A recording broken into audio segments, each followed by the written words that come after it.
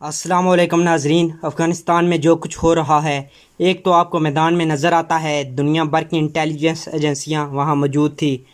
कौन कौन सी एजेंसियां वहां मौजूद थी ये आपको बताया जाएगा।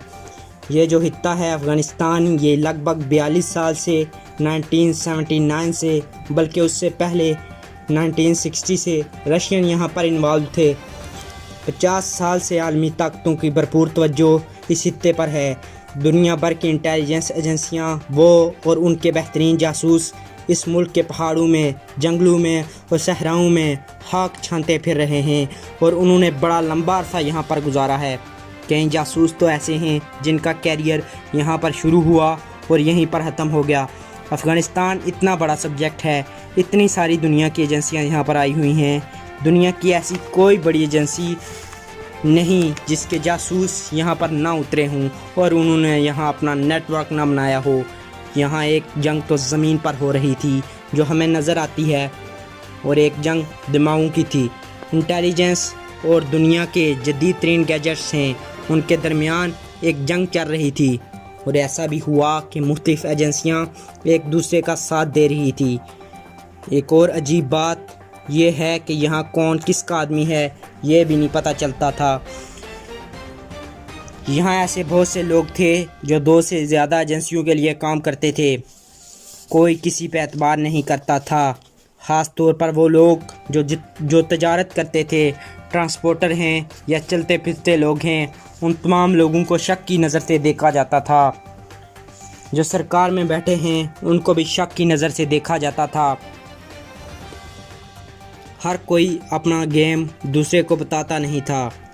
जैसे अमेरिका तो दूर, फरिश्तों को भी नहीं पता था कि अशरफ गनी ऐसे भाग जाएगा। हर एक अपने तरीके से खेल रहा था और हर एजेंसी अपना अपना रोल प्ले कर रही थी।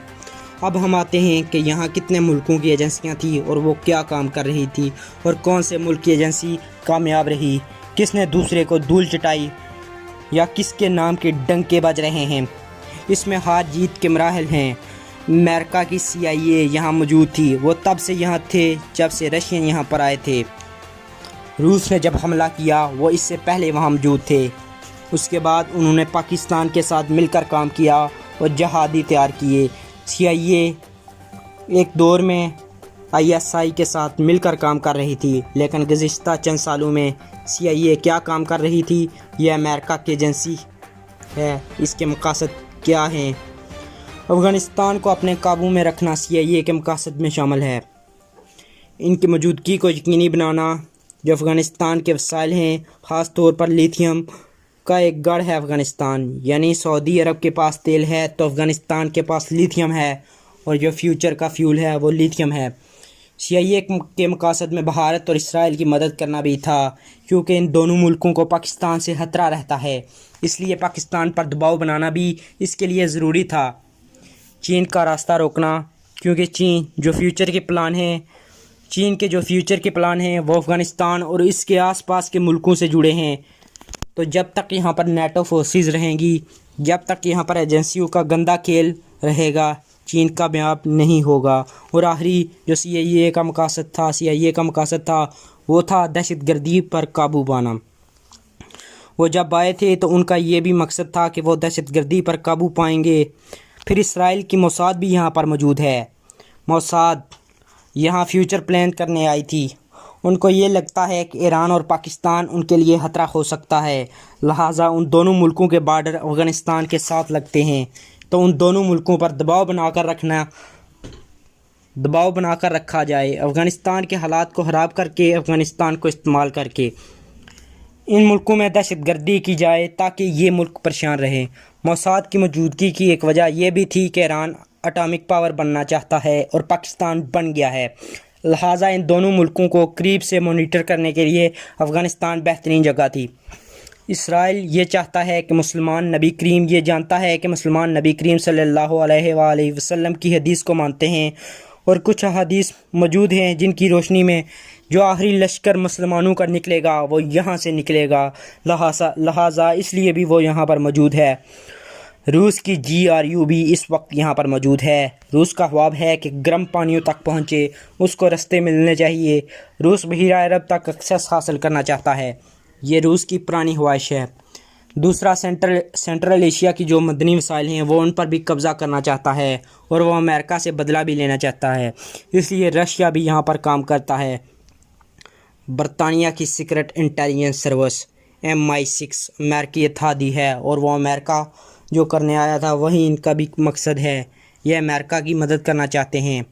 चाइना की MSS यहाँ पर मौजूद है। ये मुस्तकबिल में तिजारत करना चाहते हैं, CPEC बनाना चाहते हैं, इन रस्तों को महफूज बनाना चाहते हैं। यहाँ के वसाइल को इस्तेमाल करते हुए वो फ्यूचर की सुपर पावर बनना चाहते हैं।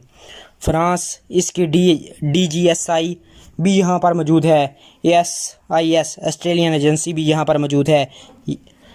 ये भी चाइना का रास्ता रोकना चाहता है। और फिर भारत की राह है, ये भी पाकिस्तान को परेशान करना चाहते हैं। राह ने बहुत पैसा खर्च किया, कैंप्स बनाए और दहशतगर्दों को ट्रेनिंग दी और पाकिस्तान भेजा। इनका मेन मकसद पाकिस्तान में दहशतगर्दी फैलाना है ताकि पाकिस्तान मसरूफ़ रहे और कश्मीर से तवज्जो हट जाए। ये चीन की राह में भी रुकावट डालना चाहते हैं। अब आ जाएं ईरान की MOIS। ये अपनी मुल्की सिक्योरिटी के बारे में फ़िक्रमंद रहते हैं। ये अफ़गानिस्तान में अपनी सिक्योरिटी के लिए मौजूद हैं। ये अपने आप को कमज़ोर नहीं देखना चाहते। इन पर इल्ज़ाम है कि इन्होंने तालिबान को हथियार दिए। ये इल्ज़ाम ISI पे लगाया जा रहा है कि बड़ी कामयाबी से उन्होंने अफ़गान फ़ौज को हथियार डालने पर मजबूर किया, अफ़गान जर्नैलों को साइड पर होने के लिए आमादा किया, अशरफ गनी को भागने पर मजबूर किया और तालिबान को बगैर लड़ाई के फतह दिलवाई। ये इल्ज़ाम पाकिस्तान के मुखालिफिन भारतीय आर्मी ऑफिसर लगा रहे हैं।